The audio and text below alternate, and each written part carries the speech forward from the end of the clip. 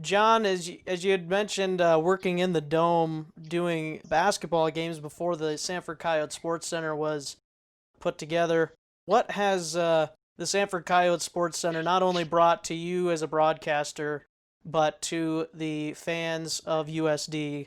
Because it seems like it's a state of the art facility from my perspective anyway, and it's just been really cool to experience the games that I've been able to experience there, and I really can't think of going to a game at the Dome that isn't a football game right now.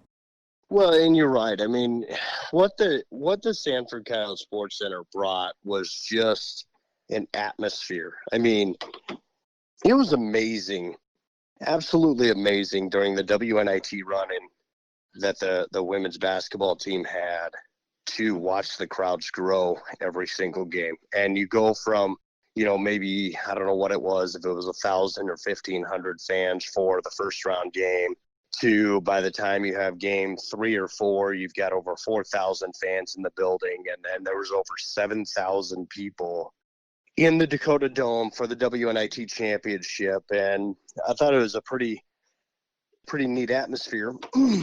But it's just such a wide open building, and they had to work so hard with bleachers on the ends of the court to try to make it feel like a basketball facility. And I know opposing teams struggled at times shooting because the depth perception from behind the basket to the wall is a lot different than what you get in most arenas. And so when they built the new arena, it did a number of things. Number one, for the fans, it brought an atmosphere. Now you can have 2,500, 2,000 to 3,000 fans in there, and it feels like the place is just jam-packed just because of the way that the sound bounces around, and it just makes it feel like a big-time arena, big-time event. So I thought that was a really neat thing. It's given the athletes just an unbelievable place to play basketball in and call home, and it's flashy and it's sexy and it's neat. It's just a different animal than the Dome was for basketball.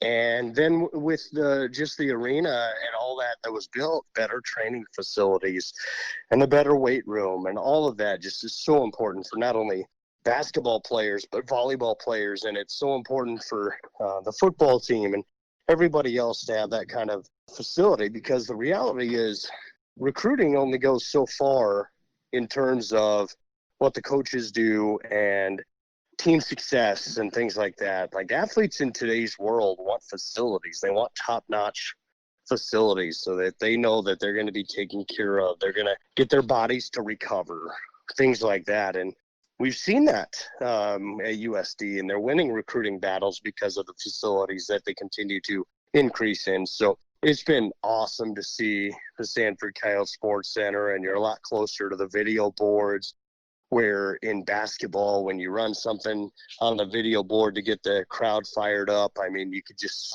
see it a lot easier and a lot better, and it put fans right there on the court, and you feel like they're right on top of you, and it's just such a great facility, and they've done a great job in so many different aspects of making it a great facility. The Dome will have a special place in the heart for a lot of people. Volleyball was once played in the middle of that floor, basketball, and now it is. It's football, it's track, it's practice for tennis sometimes on the inside when the turf's not completely down.